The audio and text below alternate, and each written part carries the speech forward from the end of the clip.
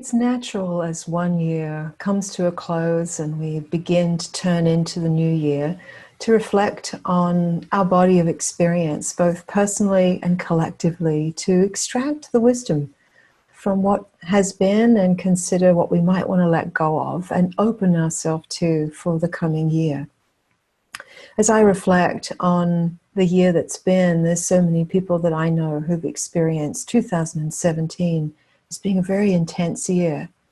On the collective level, we've seen so many big things. We've seen the rise of authoritarianism, the breakdown of our democracy, some feel. We've seen the escalating effects of climate change that have brought wildfires and superstorms and hurricanes and things that have made life very difficult for so many people. And it can be really heartbreaking to take all of this in and to know, how we can respond to it. And some people have found that they just duck their head in the sand and don't turn on the news anymore.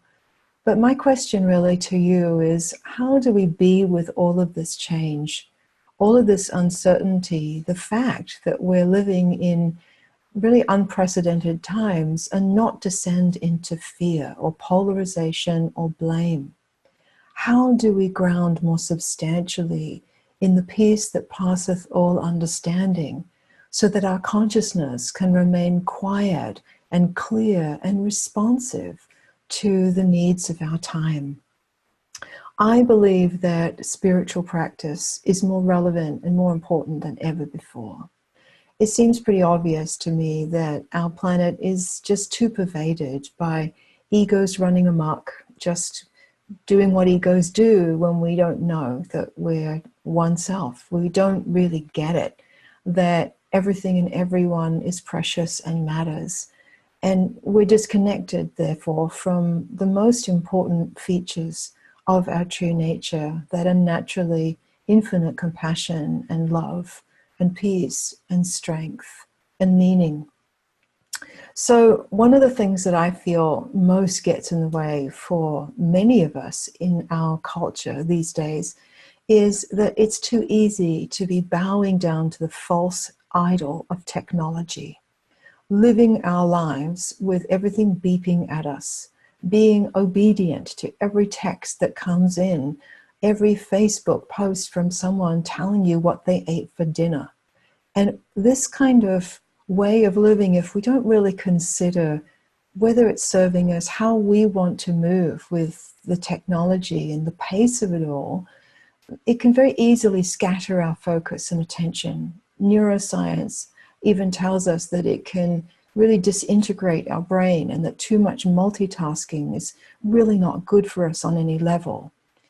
It's really important that we don't let our use of technology outpace our spiritual, relational, emotional, social well-being.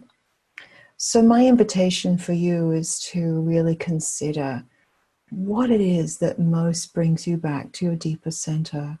What helps you let go of the fear-driven, externally oriented habits of mind and brings you back not only to that direct experience of peace and stillness, but that helps you marinate in that peace and stillness and grow roots in that peace and stillness, and gives you the strength and the fortification that you need to face these times that, although we might not know how the light at the end of the tunnel is going to appear, our spiritual practice can help us be the light that creates the end of the tunnel. And it's clear to me that that's not a responsibility of any one or even a few of us, but all of us. So I really hope that you will join me in 2018 in really stepping up, making peace our priority, remembering what's ultimately real and meaningful and true, our most important concern, so that we can greet all that is happening from a vast and loving and compassionate heart. So to help you with this, I am really excited to say that 2018, I'm going to be bringing you not only wonderful opportunities to marinate in peace in the usual ways that I do, which is on retreats in various places in the world, California, New York, Central America, Costa Rica, London, Holland, Ireland, and more. But I have 2 books coming out next year. The first one hits the shelves on May the 1st. It's actually an audiobook called Meditations on Boundless Love. And it really is, I'm so excited about this. It bridges what I wrote about in my book, Boundless Love, but takes things to a whole other level. And then you can pre-order that actually on Amazon right now, if you're interested. And then the other book that I'm just finishing writing at this time is called The Way of Grace. And I have been working on this book for many, many years. And that will be becoming available in October 2018. So I'm stepping it up, and I hope that you will join me in living into whatever it is that helps you to stay conscious, calm, grounded, and clear. The Bhagavad Gita says, there is a light that shines beyond all things on earth, beyond the heavens, the very highest heavens. It is the light that shines in our hearts. It is time, my friend, for you and I and all of us together to be the light that we truly are. For we're in a time now where we're all needed as one. Happy New Year to you.